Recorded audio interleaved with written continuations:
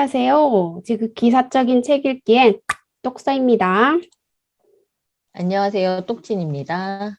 안녕하세요. 똑똑입니다. 네, 저희 바가바드 기타 9장 왕지식과 왕신비 할게요. 네. 똑치님, 왕지식과 왕신비는 도대체 뭔가요? 너무 제목이 이상해요.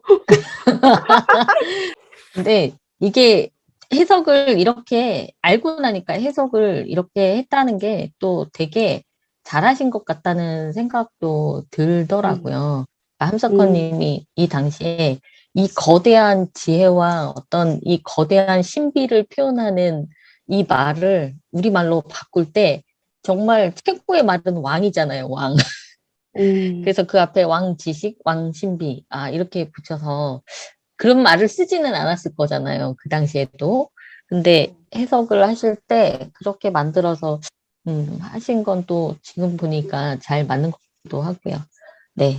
그렇게 저는 말씀을 해주시니까 음, 이 제목이 그전에 왜 이렇게 지었을까라고 생각을 했는데, 정말, 정말 거룩한 지식과 완전한 음, 신비에 대해서 음, 제목을 따려고 굉장히 노력하셨구나라는 생각이 음, 드네요. 그죠. 그래서 알고 나니까 이 왕지식과 왕신비가 이렇게 좀 약간, 어, 존엄해 보이죠. 그전에, 이게 음, 뭐지? 좀 그랬는데, 네, 하여튼. 네, 저는 왕지식과 왕신비의 1절에서 10절까지, 말씀드릴 거고요. 이게 이제 이 구장이 나오기까지의 얘기를 잠시 드릴 텐데, 이 앞으로 할 9장, 10장, 11장, 12장은 우리가 지난 8장에서 브라마 요가에서 최고의 주제자에 대한 얘기를 굉장히 많이 했었거든요. 그런데 그 최고의 주제자를 인식할 수 있는 어떤 방법에 대해서 굉장히 설명을 많이 해주는 내용으로 이제 구성이 되는 것 같아요. 그래서 결국에는 박티 요가로 이제 끌고 나가는 모습인 것 같은데 일단은 이렇게 된 과정을 보면 저희가 7장이 지나나 비지나나 요가였거든요. 근데 이게 나온 게 이제 어 우리가 그 전에 우파니샤드하고 많이 차별이 되었던 기타만의 독특한 것이 카르마 요가였었잖아요. 근데 이 카르마 요가를 그냥 하면서 해탈에 이를 수 있다고 말을 했지만 어쨌든 이 카르마 요가로 해탈에 이르기 위해서는 최고의 자아에 대해서 깨닫고 그다음에 자아와 자아가 아닌 것을 분별할 수 있어야 하고 그래야지 무행위로 카르마 요가를 할 거 아니에요? 그래서 진다나하고 비진다나 요가를 설명하는 게 7장이었었거든요. 그래서 진다나는 최고의 자아에 대한 깨달음이고 비진다나는 자아와 자아가 아닌 것을 분별할 수 있는 그런 지식이잖아요. 경험적으로 내가 체득해서. 그래서 결국에는 무행위로서 카르마를 수행하면서 이제 결국은 해탈에 이룰 수 있다라는 걸 이제 얘기를 해주는 건데 그러고 나서 8장에 브라마 요가가 나왔단 말이에요. 저희가 스터디하면서 최고의 고비였었는데 굉장히 저희도 어렵게 공부를 했었잖아요. 그래서 이 브라마라는 이 파라메슈 바라 이제 브라마이잖아요. 이거를 이 최고의 주제자 그러니까 이 최고의 주제자가 여러 모양으로 여러 양상으로 이제 드러난다라는 게 이제 브라마 요가였고 그걸 깨닫는 거. 그래서 내가 결국에는 통일이 되는 거. 그게 브라마 요가인데 그러면서 저희가 뭐 아트만을 깨닫고 아트만에서 브라만과 통일되는 점, 브라만을 깨닫고 다시 뭐 이 최고의 주제자에 대한 통일된 데까지 가는데 초월적 명상이라는 과정을 굉장히 중요시 했잖아요. 정신을 집중하고 뭐 초월적 명상을 통해서 합일된 그 내가 정신적인 어떤 바탈에 이르러서 통일이 되고 뭐 이런 걸 되게 중요시 하는 것들이 많이 나왔는데 이게 과연 일반 사람들이 이렇게 시간과 노력을 들여서 할 수 있느냐라고 봤을 때 어렵다는 거죠. 대개는 이제 카르마 요가가 여기서 이야기를 하는 것은 사실 서민들한테 희망을 주기 위한 거잖아요. 서민들도 이제 해탈을 할 수 있다라는 희망을 주기 위해서 카르마 요가를 설명하는 건데 이런 사람들이 앉아서 집중해서 이렇게 요가를 수행할 수 있는 시간이 과연 그런 환경이 주어지느냐 굉장히 어렵잖아요. 브라마 만나기까지 이번 생에 못한다 그랬잖아요. 한 생을 해서 다음 생에 업그레이드 된 삶에서 또 살고 또 살고 몇 번의 삶을 살아야지만 브라마를 알게 되는 그런 지경에 간다고 했는데, 그러면 카르마 요가를 수행하는 그런 서민들은 결국은 못하지 않냐? 라는 이제 질문이 있을 수 있는 거죠. 그래서 이 구장은 그것에 대한 크리슈나의 대답을 들려주는 장인 거예요. 그래서 제가 이제 밑에 쓴 거 보면 크리슈나는 누구나 쉽게 갈 수 있는 특별한 길을 설명을 해주거든요. 그게 바로 신앙의 길, 박티 마르가. 이제 박티 요가가 뒤에 따라오겠죠. 우리는 최고의 주제자의 모습을 사랑에 의하여 실현할 수 있고 현실적으로 인식할 수 있다. 인식할 수 있는 최고의 주제자의 가지가지 모습을 자세히 그려내고 있으며 이것은 카르마 요가를 닦는 데 필요한 지나나 비지나나 요가의 일부분이다. 9장은 지나나 비지나나의 설명에 계속으로 시작한다. 그러니까 최고의 주제자가 어떤 건지 알아야 되고 또 분별할 줄 알아야 되고 이러니까 결국은 지나나 비지나나 요가로 이제 시작을 할 수밖에 없는 상황인 거죠. 그래서 1장의 1장을 보시면 제가 여기에다 왕지식과 왕신비라고 제목을 달았는데 이거에 대한 설명을 이제 해주는 거예요. 그래서 1절에서 크리슈나가 아리주나에게 너는 셈하지 않는 사람이므로 내가 내게 가장 신비로운 영적 지혜를 분별적인 지식과 아울러 일러주리라. 그것을 알므로 인하여 너는 악에서 벗어나리라. 라고 이제 이야기를 하는데 여기서 아르주나를 셈하지 않는 사람이라고 크리스티나가 얘기를 하는데 이게 주석에 보면 되게 공부를 많이 한 학자도 최고의 신인 크리슈나에 대해서 의심하는 마음을 가질 수 있잖아요.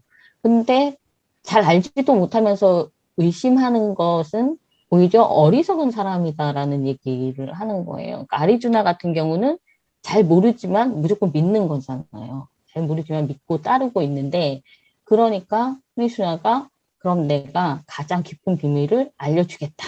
너는 그럴 만한 사람이다. 라고 얘기를 하고 있고, 그걸 알면 아르주나는 해탈을 할 수 있다. 라고 얘기를 하고 있어요. 그래서 신비로운 영적 지혜라는 거는 바로 지나나를 얘기하는 거고, 최고의 자아에 대한 깨달음이겠죠. 분별적인 지식은 비지나나, 자아를 자아 아닌 것과 분별하는 거. 이런 것을 내가 알려주겠다라고 얘기를 하고 있어요.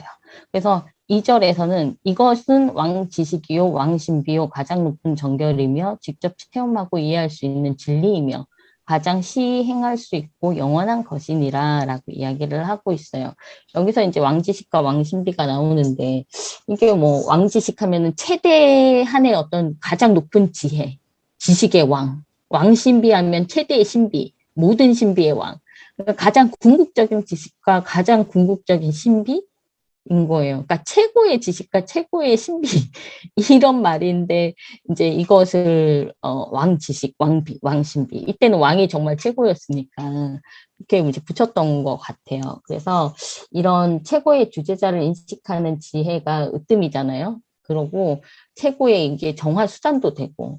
근데 또 이거는 누구나 체험할 수 있고 누구나 쉽게 알아들을 수 있고 행할 수 있다라고 얘기를 해요. 그러니까 카르마 요가를 수행하면서 해탈을 원하는 많은 서민들한테 꿈과 희망을 줄 수 있는 말인 것 같거든요. 그러면 이 방법이 도대체 뭐냐를 이제 또 계속 설명을 이제 뒤로 할 텐데 그러면서 이 길을 믿지 않는 자는 내게 이르지 못하고 다시금 죽음의 세상길로 돌아가느니라라고 해서 이 지혜를 믿지 않으면 결국은 이 윤회의 굴레에서 벗어나지 못한다라고 얘기를 하고 있는데 이전에 저희가 공부를 할 때 모든 이러한 요가를 할 때의 기본은 무조건적인 믿음이라는 말이 나왔었던 적이 있거든요. 그래서 이거 일단은 무조건적인 믿음에서부터 출발을 해야 되는 걸 강조를 좀 하고 있는 것 같고 그다음에 그러면 이 최고의 주제자가 어떤 모습이냐? 여기서는 이제 어떤 신비한 능력가 도대체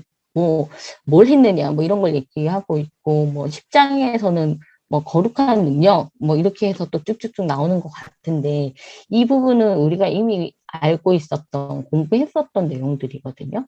그래서 4절, 5절 같은 경우는 이 최고의 주제자가 모든 걸 만들었다는 거죠. 모든 현상의 원천이자 모든 존재를 창조했다는 거예요. 근데 이 최고의 주제자는 완전한 초월적인 존재이기 때문에 자기가 만든 거, 자기가 원천이 되었던 모든 현상에 전혀 영향을 받지 않아요. 그래서 그런 말을 하잖아요. 내가 모든 것을 만들었지만 그 모든 것에 내가 있는 건 아니다. 라는 얘기도 이제 하거든요. 9장 7절 같은 경우는 겁 끝에 가면 모든 피조물이 내 바탈 속으로 들어오고 다시 새 겁이 시작되면 나는 그것들을 다시 지어보낸다라고 얘기를 하고 있고, 이 겁이라는 게 이제 주기적으로 돌아가는 천년 길이의 시대. 그래서 8장의 17절에서도 나왔거든요. 브라마의 낮은 천년의 길이요, 그 밤도 천년의 길이다. 근데 하물며 이 천년이 우리가 알고 있는 그 천년의 길이가 아니었다는, 훨씬 긴 어떤 시간이잖아요. 그러니까 브라마에서는 하루지만 인간의 시간으로 따지면 진짜 굉장히 긴 시간이잖아요. 그 시간인데 그렇게 브라마 입장에서는 굉장히 짧은 그 시기 동안에 이 바탈 속으로 사람들이 들어왔다가 다시 이제 또 세상으로 내어보내고 뭐 이렇게 한다는 거죠. 우리한테는 굉장히 길지만 브라마에게는 굉장히 짧은 시간이고, 그래서 이런 모든 일에서 나를 얽어매는 것이 없다. 나는 언제나 이 일에 무관심 무집착으로 머물러 있기 때문이다. 라고 구절에서 말을 하거든요. 그러니까 이게 창조주이기도 하고 절대적 존재자이기도 하고 최고의 주제자이기도 하지만, 이 사람은 결국 인간이 해탈에 이르기 위해서 필요한 무관심 무집착으로 하는 그런 일들을 그냥 하고 있는 거예요. 그러니까 결국은 사람들이 열심히 요가를 수행해서 자식의 의식 수준을 거의 신의식까지 올려야 하잖아요. 근데 그 신의식이라는 게 사실은 신과 같은 의식을 갖는다는 건데, 그게 바로 무관심 무집착으로 그냥 자신의 할 일을 하고 있는 거거든요. 그러니까 얽어매는 게 없고 그런다는 걸 이제 얘기를 하고 있고, 그다음에 10절에서는 나의 굽어 살핌에 따라 프라크리티는 움직이는 또 움직이지 않는 이 모든 만물을 지어내고 또 그로 인해서 이 세계는 돌아가는 것이다. 그러니까 내가 관리 감독하면서 이 프라크리티 안에서 생물과 무생물이 나오고 들어가고 세상이 이렇게 돌아가는 거다. 이렇게 이야기를 하는데, 이거는 이전에 우리가 너희들도 할 일을 해야 한다라는 그런 부분에서 나도 할 일을 한다. 그러니까 전쟁에 나가서 싸우기를 주저하는 아르주나에게 크리슈나가 너는 너가 할 일을 해야 하는데 나도 할 일을 한다. 내가 할 일을 안 하면 이 세상이 돌아가겠니? 뭐 이렇게 얘기했던 부분이 있잖아요. 그래서 이게 이제 신이 하고 있는 일에 대해서 이야기를 하고 있는 것 같아요. 그래서 최고의 주제자는 이런 능력들을 갖고 있다라고 얘기를 하고 있어요. 네. 저는 이 부분 하는데 앞에서 너무 어려운 거 해가지고 이제부터 조금 쉬운 이야기를 풀어내는 것 같아서 편안하게 공부를 음, 했습니다. 제가 했던 부분은 11절에서 22절까지인데 참고했던 거는 생활 속의 바가바드 기타 한혜정님 거와 바가바드 기타 함석헌님 문헌을 참고했습니다. 제가 했던 부분에 아까 믿어라라고 얘기를 하고 있는데, 그럼 믿는 자와 믿지 않는 자가 어떻게 나뉘는지 설명하고 있는 부분이거든요. 믿지 않는 자는 어리석은 자라고 표현을 하고 있어요. 어리석은 자는 내가 눈에 뵈는 존재가 아니기 때문에 나를 모르고, 그리고 인간의 형상을 한 나를 무시한다. 그리고 이 믿지 않는 자는 헛된 희망, 헛된 행위, 헛된 지식으로 마음이 혼란하여 삶이 타마스와 라자스의 지배를 받아 온통 악과 재앙뿐이다라고 이렇게 설명을 하고 있어요. 그리고 결국엔 결론은 나를 믿어라라고 가야 되잖아요. 근데 그럼 나를 믿는 자의 특색을 보면 나를 믿는 자는 우선 위대한 영혼을 갖고 있대요. 이 위대한 영혼을 갖고 있기 때문에 나는 보이지 않는 존재지만 그들은 나를 알아보고 나를 섬긴다는 거예요. 이게 바로 우리가 지나나 비지나나 요가를 계속 수행을 해야 하는 이유이기도 해요. 그를 통해서 보이지 않는 이 근원을 깨닫고 계속 노력해서 흔들림 없이 이 절대 주제자인 이분과 일치된 상태에 머무는 것. 이게 믿는 자의 그 상태에 머물러야 하고요. 그러면 이 부분 파라메슈바라는 도대체 누구인가? 이 부분 앞에서도 계속 설명했어요. 그래서 다른 거는 별로 안 할게요. 근데 여기 이런 말이 나와요. 나는 리그베다, 사마베다, 아주르베다다라고 나오는 부분이 좀 특이했어요. 그래서 저희 1장에 볼 때 그 인도 철학의 이해에서 똑똑님이 만들어 놓으신 자료가 있어요. 그 부분을 참고해서 한번 다시 설명을 드릴게요. 베다라고 하는 거는 어떤 거냐면 베다는 기원전 1500년 전에 만들어진 인도에서 가장 오래된 경전이에요. 이거를 토대로 우파니샤드, 바가바드, 기타가 나왔다라고 생각을 하시면 돼요.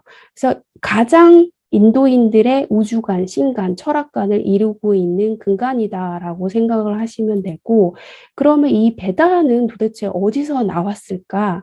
이 베다는 인도 토착민이 갖고 있었던 철학은 아니고요. 그 정복민이었던 아리아인이 베다를 갖고 온 거예요. 이 베다는 인간과 신을 이어주는 성스러운 지식이라고 생각을 했고요. 주된 내용은 고대 인도인들이 신들에 대한 예배와 제사를 목적으로 만들어졌기 때문에 그 제사의 그 형식적인 면이 가장 많아요. 그 네 종이 있어요. 베다라고 하면 하나만 있는 게 아니라 네 개가 있어요. 리그베다, 사마베다, 아주르베다, 그다음에 이타르바 이 네 개가 있는데 지금 아까 얘기했던 베다는 이 세 종으로밖에 안 돼 있어요. 왜 그런가 이제 제가 생각을 해봤는데 그럼 나라를 표현했잖아요. 나는 절대 신이잖아요. 신이기 때문에 신에 대한 것만 얘기한 거예요. 이 외에 이타르바는 그 생활에 접목되어 있는 약간 생활서라고 생각을 하시면 되고, 나머지는 그 제사에 대한 약간 종교적인 거라고 생각을 하시면 돼요. 그래서 요 세 개의 베다만 언급을 한 것 같고요. 그리고 이 부분은 이따가 보면 이 리그베다에서 나왔던 표현 방법이 바가바드 기타에서 나를 표현하는 거에 많이 나와요. 그래서 이 부분을 갖고 왔거든요. 태초에 유도 없었고 비유도 없었다. 공기도 없었고 그 위에 하늘도 없었다. 죽음도 그때 없었고 불사도 없었으며 밤과 낮의 표정도 없었다. 이런 식으로 표현이 되어 있는데 저희가 바가바드 기타를 읽는 중에 자신을 표현하는 방법도 이런 식으로 많이 되어 있습니다. 다시 돌아가서 여기에서 나는 리그베다, 사마베다, 아주르베다라고 되어 있는데 이 리그베다는 아까 말했듯이 가장 오래되었고 내용도 아주 중요한 것으로 그 당시에 우주관, 철학관, 사상관, 생활관, 신관 등을 잘 보여주고 있어요. 그리고 사마베다는 이 리그베다보다 조금 후에 형성된 것으로 리그베다 신에 대한 송가를 일정한 형식으로 묶어서 그 찬양의 방법적인 의미와 해석 등을 자세히 기록한 거고, 아주르베다는 젤의 의식에 대한 형식적인 갈래를 다룬 것이에요. 그리고 하나 빠졌다고 했는데 그 빠진 거는 실제 생활과 밀접하게 관계 있는 뭐 건강, 장수, 질병과 관련된 것들이라 이게 그래서 빠진 것 같아요. 즉 신적인, 종교적인 이런 것이 주된 베다만 포함해서 그게 바로 나다라고 얘기를 하고 있고요.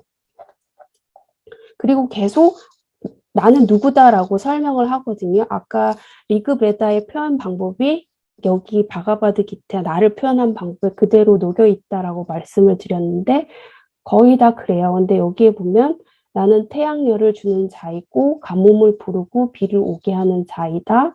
나는 불멸이며 죽음이다. 나는 유이고 또 무이다. 이게 다 모두 나이다. 라고 말을 하고 있어요. 여기에 마하데보 대자이라는 분이 주석에 이런 말씀을 하셨어요. 브라마는 진실로 두 가지 모습을 가지고 즉 구체적인 것과 구체적이지 않은 것, 죽음과 안 죽음, 움직임과 가만히 있음, 이것과 저것, 그것은 모두 실제다. 모든 것이 다 실제이기 때문이다. 그러므로 궁극의 실제다. 여기에 보면은 서로 대립되는 게 한 쌍으로 돼 있어요.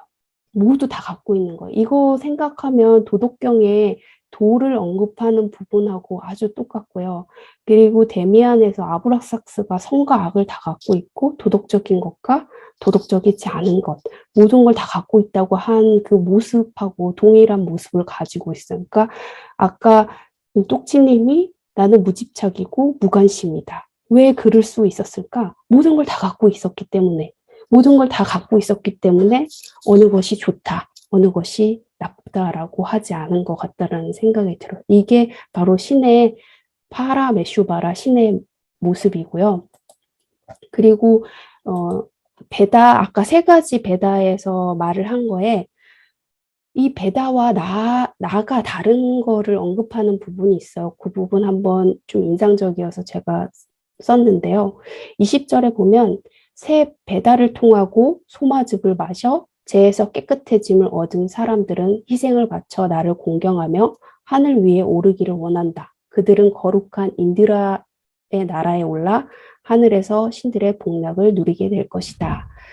저 여기에서 이제 아까 새 배다를 얘기했잖아요. 근데 이 새 배다는 아까 말했듯이 제사의 그 형식적인 측면이 굉장히 강해요. 그래서 일반 서민들은 여기 접근할 수 없고 최고층의 어느 정도 학문가 배움이 있었던 사람들만 이거를 다 배울 수 있었던 거예요. 그래서 이거를 공부한다는 것 자체가 그 사회에서는 존경을 받는 인물이었어요. 그러니까 아주 극소수였겠죠. 사회적으로 어느 정도 지위를 가지고 있었던 사람이었을 거고, 그리고 소마즙을 마셨대요. 이 세 배달을 통해서 그 제사의 형식적인 절차를 다 마스터한 사람들이 제사를 지낼 때 소마즙을 마셨대요. 근데 저 이거 보고 되게 놀랬던 게 그 올리버 헉슬리의 신세계 보면 그 마약의 성분이 그 이름이 소마이거든요. 아, 그게 그냥 나온 게 아니구나라는 생각이 들었어요. 그분도 이 책을 읽었다고는 들었는데 아, 그거를 이 책에서 소마라는 말을 차용해가지고 멋진 신세계에서 썼구나라는 생각이 들어서 되게 재밌게 봤어요. 이 소마는 뭐냐면 식물의 즙인데 옛날 베다 종교 의식할 때 반드시 있어야 했대요. 이제 신에게 이제 소마즙을 바치고 소마즙을 바치고 남은 것은 제사장과 공양자가 마신대요. 근데 이게 한각 성분이 있었기 때문에 약간 다른 것을 본 거죠. 눈에 보이지 않는 뭔가를 보고 체험을 한 거죠. 그래서 그게 약간 종교적인, 신앙적인 뭔가 다른 걸로 비춰졌을 수도 있을 것 같아요. 그리고 이런 과정을 치르면 나는 인드라에 날아가서 신들의 복락을 누릴 거라고 했는데 그럼 인드라가 누구냐면 이 베다 시대의 신들 중에서 최고 우두머리 이게 인드라거든요. 근데 인드라는 전쟁을 좋아하는 전형적인 아리안의 신이에요. 아리아인들은 모든 대적을 정복하는 그 힘을 희생으로 바치는 소마를 마신다는 데서 나왔다고 믿었다고 해요. 그리고 이 부분이고요. 그리고 윤회에서 벗어나지 못하는 게 21절인데 앞에서 우리가 그 베다가 그 사회에서 우주관이고 신관이고 어느 정도 지위가 있었던 사람들이 누렸던 사고였기 때문에 그거대로 하면 당연히 천상의 기쁨을 누린다라는 게 전반적인 인식에 퍼져 있었을 거예요. 그래서 이대로만 하면 된다라고 했는데 반대로 여기에서는 파라메슈바라인 나는 그렇게 해도 윤회에서 벗어나지 못한다라고 했어요. 그 다른 말을 하고 있는지요. 그 당시에 베다에서 말하고 있는 거와 바가바드 기타에서 말하고 있는 거와 이제 다른 게 나온 거예요. 왜냐하면 그 공덕이 닿으면 천상의 기쁨이 끝나면 다시 이 세상에 태어난대요. 새 베다의 가르침만을 준수하는 것으로 생사윤회를 벗어나지 못한다라고 했어요. 이 라다크리슈나니 이분이 하신 말씀이 아까 방금 전에 본 20절에서 베다의 의식을 행함으로 해서 죽은 후에 천상의 복락을 얻는다 해도 카르마의 법칙에서 벗어날 수 없다. 라고 했어요. 왜냐하면 그들은 아직도 애옥에 매여 있기 때문에 다시 인간 세계로 돌아올 수밖에 없다라고 했고요. 이 베다의 글은 최고의 경지를 향해 정진하는 자에게는 조심해야 하는 올무가 될 수 있다라고 했어요.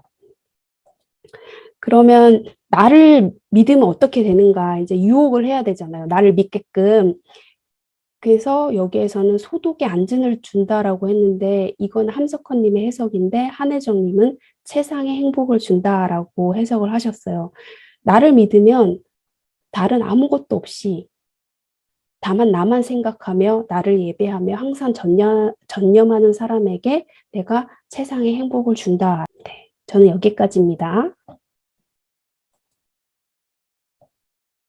이게 진리라는 게 사실은 어디에서 말하든지 다 똑같은 것 같아요. 그러니까 아까 지금 똑선님 말씀하신 것처럼 결국에는 유와 무와 선함과 악함과 모든 게 다 들어있는 그 상태를 항상 이야기하잖아요. 근데 그것도 그렇고 제가 아까 그 최고의 주제라는 무집착이라고 얘기를 했었는데 그걸 이제 똑선님이 다 가지고 있기 때문에 그런 거다라고 이렇게 덧붙여 주셨잖아요. 그 말이 되게 인상적인 거예요. 그러니까 최고의 주제자는 다 있구나, 정말. 다 있어서 그냥 무집착할 수밖에 없네? 하는, 그런. 욕망을 할 필요가 없는 거예요. 그러니까. 그래서, 다 아유, 있으니까. 그렇구나. 결핍이 없으시네, 이분이. 아, 네, 네, 인상적이었어요. 네, 저는 감사합니다. 음, 아까 그 똑서님이 왕지식과 왕신비는 무엇인가요? 이렇게 하면서 물어보셨잖아요. 근데 저는 저희가 지금 이번 9장까지 하면 딱 반을 읽어요. 바가바드 기타 이제 이게 18장까지가 마지막이더라고요. 네. 저희가 이게 계속 스터디를 하는 게 이제 매주는 또 못하지만 어쨌든 일요일 날 8시에 스터디를 시작해서 보통은 이제 한 2시간 정도 넘게 하는데 저는 저희가 지금까지 이제 뭐 어쨌든 되게 늦게 어떻게 저떻게 이것을 읽어가는 게 정말 왕신비인 것 같아요. 지금 아니 저희가 또 내일 출근도 해야 하고 이제 내일 아침에 또 일찍 일어나가지고 출근도 해야 하는 직장인의 처지에서 그 일요일 날 그 8시에 시작해서 10시, 11시까지, 어떤 때는 막 11시 가까이까지 할 때도 있었어요. 10시, 11시까지 정말 뭔가의 그 기원전 200년에 인도인들의 어떤 세계관을 한번 알아보고자 이렇게 막 길을 쓰면서 저희가 모여서 이런 스터디를 하고 있는 게 정말 이게 정말 최고의 왕신비 아닌가? 그렇네요, 그렇네. 아니 갑자기 그렇게 말씀하시니까 진짜 그렇네요. 그런 생각이 너무 들었습니다. 재밌습니다. 23절부터 34절까지 하도록 하겠습니다. 앞 9장은 절대자에 대한 믿음을 통한 해탈을 계속 설명하는 거고 그게 이제 박티 요가라고 앞에서 이제 똑서님도 얘기해 주시고 똑치님도 얘기해 주셨잖아요. 그래서 믿으려면 절대자의 존재를 먼저 알아야 하니까 앞에 계속 이제 나는 누군가, 절대자는 누군가 이런 거에 대해서 계속 설명을 해줬고 제가 하려는 부분은 그러면은 절대자에게 이제 절대자를 인식하려면 대체 어떻게 해야 되는가 그런 거에 대한 이제 답을 주는 그런 부분인데요. 결국은 이건 그냥 한 줄로 요약하면 될 것 같아요. 그냥 절대자를 인식하고 온전히 그를 믿고 또 예배를 하는 자는 결국은 해탈을 이룰 수 있다는 게 이게 이제 간단한 제가 맡은 부분에 대한 간단한 결론인데 여기서 이제 제가 뭐 몇 가지 구절에 대해서 간단하게 설명을 하고 그냥 마무리하면 될 것 같습니다.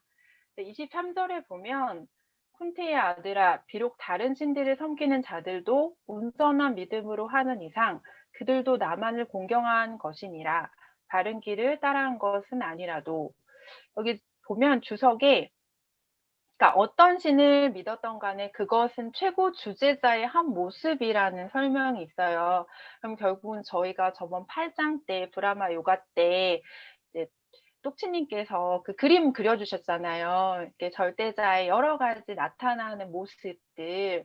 그러면은 그런 모습일 수도 있고, 이게 다른 신을 섬기는 자들은 어쩌면 다른 종교를 믿는 신의 모습일 수도 있을 것 같아요. 근데 그런 모든 사람을 통틀어서 그런 사람들이 프리 메슈 바라라는 최고 주제자를 인식한 상태에서 그런 여러 시들을 믿으면 결국 그것도 어쨌든 최고자를 믿는 거라고 23절에서 얘기를 해주고 있어요. 그래서 어떤 신을 믿던지 최고 주제자를 인식한 상태로 믿으면 결국은 자유를 얻을 수 있고, 이게 조금 구체적으로 25절에 또 요 설명들이 나오는데, 천신들을 섬기는 자는 천신들에게로 가고 조상을 섬기는 자는 조상께로 가고 귀신을 섬기는 자는 귀신에게로 가고 나를 예배하는 자는 내게로 오느니라. 주석에 보면 최고의 주제자를 부분적으로 예배하는 사람이 이르는 지경이 이제 뭐 각각의 신들을 믿으면 이제 그에게로 간다는 건데, 나중에는 복되신 주 하나밖에 아무것도 없다고 믿는 자만이 참으로 복되신 주 속에 빠져든다는 것을 말한다. 결국 최고 주제자를 믿고 예배하는 자도 해탈에 이르고, 23절에처럼 최고 주제자를 인식한 상태로 다른 신들을 믿는 사람도 자유를 얻을 수 있다고, 어떻게 보면 우리가 이 기존에 갖고 있던 종교에 대한 어떤 개념과는 조금은 상반된 이야기일 수도 있는 것 같아요. 최고 주제자를 인식한다면 다른 신을 믿어도 괜찮아, 이렇게 좀 말을 해주고 있는 것 같아서 이 부분은 조금 새롭게 다가왔습니다. 근데 저희가 이제 스터디 이거 녹음하기 전에 이야기를 하잖아요. 거기서 이제 똑치님이 얘기해 주신 말이 맞는 것 같아요. 힌두교에서는 다른 신들을 배척하지 않고 모두를 포용한다라고, 지금도 그렇다라고 하잖아요. 그러면 그거에 대한 어떤 시초가 여기에 들어있는 건가? 그런 생각도 한번 해봤습니다.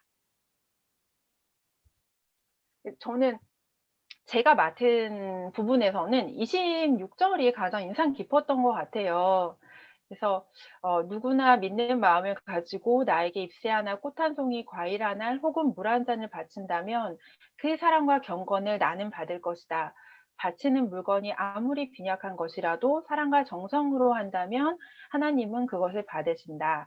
최고자에 이르는 길은 깊고 묘한 형이상적인 것이나 번잡한 의식에 있지 않고 오직 몸받침에 있다. 잎새, 꽃, 열매, 물은 그것의 상징이다. 필요한 것은 정성된 심정이다.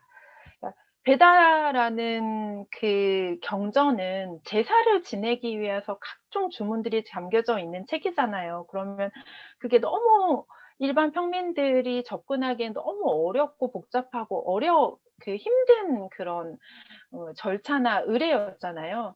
근데 기타에서는 그런 것들은 하나도 중요하지 않아.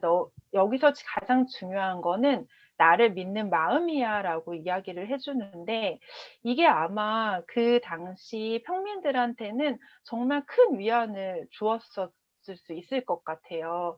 그러니까 뭔가 많은 것을 가진 사람들은 정말 좋은 것을 신에게 다 바치면서 나는 너희들보다 좀 더 빨리 신에게 이를 수 있어. 나는 이렇게 큰 것들을 바치니까, 이렇게 생각할 수 있잖아요. 근데 가지지 않은 사람들은 정말 뭐 자기들도 가진 게 없으니 신께 줄 것도 없었을 거 아니에요. 근데 그러면 나는 이렇게 뭔가 신을 믿고 노력하는데도 나는 해탈할 수 없을까? 이런 의심을 가질 수도 있었을 것 같아요. 근데 이 구절에서는 그건 아니야. 너희들이 정말 신심으로 나를 믿고 예배하면 너희들도 해탈에 이룰 수 있어. 라고 하면서 정말 위안을 주니까, 이런 것들이 정말 기타가 평민들한테 지금까지 또 인도인들한테 사랑을 받을 수 있었던 어떤 그런 비결이 아니었을까? 이제 그런 생각도 해봤습니다. 28절에 보면 너는 좋다, 언짢다의 행동의 열매, 열거매임에서 벗어날 것이고, 이제 벗어난다는 여기 앞구절에 이제 희생을 한다면 벗어난다는 거거든요. 그러니까 희생한다는 거는 온전히 신에게 모든 것을 바친다는 걸로 해석하면 되고, 그리고 거기서 네 마음을 굳건히 세워 내버림의 길을 닦음으로써 너는 내게 이를 수 있느니라라는 말이 나와요. 여기 주석에 보면 어, 행동의 열매를 바라는 마음을 내버린 사람은 영원한 내버림의 사람이다. 기타는 행동하기를 그만두던 측의 내버림을 찬성하지 않는다. 행동을 이런 정신으로 하는 것은 결코 해탈에 방해되는 것이 아니라는 것을 기타에서는 다시금 말한다. 이런 정신으로 하는 건 희생의 마음으로 한다는 거고 무사의 정신으로 한다는 거거든요. 그리고 저희가 앞에서 공부했던 것처럼 기타에서는 그냥 모든 것을 내버리고 신에게 다가가는 식의 어떤 내버림을 찬성하는 것이 아니라 자기가 충분히 자신의 다름을 행하면서 결과를 바라지 않는 행위를 하는 사람이 내버림의 사람이다라고 이야기를 해주고 결국 그런 중에서도 주제자를 정말 믿고 따르는 마음이 가장 중요하다라는 것을 말해주고 있습니다. 29절에 보면 나는 모든 것에 대하여 평등이다. 내게는 미운 것도 없고 고운 것도 없다. 그러나 나를 정성으로 믿는 사람은 그는 내 안에 있고 나는 그 안에 있다. 신앙의 길에 있어서도 기타는 평등을 강조해요. 그래서 누구나 다, 너희들 모두 다 가지지 못한 사람, 가난한 사람, 계급을 따지지 않고 나를 믿으면 자유를 얻을 수 있다라고 말을 해줍니다. 그래서 주석에 보면 누구나 다 제 발로 그 길을 걸어야 한다라고 나오는데 결국은 누가 대신 해줄 수도 없고 해탈에 이르기 위해서는 온전히 자기 자신이 그 행동을 바르게 해야 하고 신을 믿어야 하고 뭔가 자신의 그 다르마를 행해야 하고 지나나 비지나나 요가를 행해야 하고 모든 것은 자기 스스로 해야 된다는 그 말도 저는 좀 인상 깊게 다가왔던 것 같아요. 그래서 마지막에 34절에 이렇게 나옵니다. 내 마음을 내게 두고 나를 믿고 나를 예배하고 내게 복종하라. 그리하여 나를 목적으로 삼고 내 혼을 오로지 하면 너는 반드시 내게로 오리라. 결국은 이게 박티 요가의 핵심인 거예요. 계속 얘기했던 믿어라, 나를 따라라, 나를 온전히 나에게 온전히 예배하라, 나를 희생하라. 그런 말들을 하면서 그리고 박티 요가에 대한 건 아마 쪽에 저희가 뒤에 공부할 내용에도 아마 계속 나올 건데 여기서 이제 어느 정도의 어떤 박티 요가에 대해서 시작을 하고 있는 그런 부분인 것 같습니다. 저는 여기까지입니다. 그 똑똑님이 인상 깊었다는 26절을 보니까 제가 그 발리에서 홈스테이를 했었거든요. 발리 현지인 집에. 근데 거기가 이슬람교란다. 힌두교니까 그게 이제 바가바드 기타에서는 서민들이 그냥 아무리 빈약할지라도 뭐 잎새꽃 뭐 물 뭐 이런 걸 바치는 것 자체 그 정성에 되게 중점을 두잖아요. 그래서 그 항상 아침에 제가 이제 요가 하려고 아침에 새벽에 일찍 일어나서 이렇게 나가다 보면 집집마다 전부 바나나 잎을 이렇게 조그만 접시처럼 만들어서 거기다가 꽃이랑 그다음에 뭐 사탕이랑 향이랑 뭐 이런 거 올려서 대문 앞에 다 하나씩 놔요. 그게 찬양살이라고 하거든요. 그래서 그거를 신한테 바치는 거예요. 근데 26절에 딱 그 말이 있어가지고, 그래서 서민들이 실제로는 그렇게 지금 실천을, 인도는 모르겠어요. 이 발리에선 힌두교가 좀 인도의 힌두교랑 좀 다르다고 하더라고요. 근데 발리에서 그렇게 차랑사리에다가 하는 게 딱 26절에 나와 있는 그 말인 것 신기하네요. 같고, 네, 그리고 여기는 집집마다 다 사원이 있어요. 힌두교 사원이. 집에. 그래서 그러면 약간 각자 신을 모시는 거예요, 집집마다? 자기가 모시는 신에 대한 사원이 다 있어요. 근데 그게 이제 약간 가난한 집은 사원이 좀 조그맣게 약간 이렇게 허접하게 있고 부자인 집은 엄청 크게 막 이렇게 돌로 만들어가지고 굉장히 대단하게 만들어 놨거든요. 근데 제가 스테이한 집은 한 중간쯤 되는 그런 집이었는데 우리 같으면 그 가운데에 내가 집을 있고 이제 가운데 정원을 만들어서 이렇게 뻥 뚫어 놓을 것 같잖아요. 거기에 이만한 사원이 가운데에 딱 하고 들어가 있어요. 거길 맨날 이렇게 옆으로 지나다니면서 신도 모시고 조상도 모신다고 하더라고요. 거기 사원에. 그래서 그냥 생활 속에서 계속 이렇게 실천을 하는 것 같아요. 그 얘기가 이 기타에서 나오는 것 같아가지고. 네. 신기하네요. 음. 그런 문화들을 조금 알면 저희가 좀 이게 읽으면서 받아들이기가 훨씬 수월하긴 할 것 같아요. 네. 오늘은 여기까지 할까요? 네. 네. 네, 수고하셨습니다. 고생하셨습니다. 네.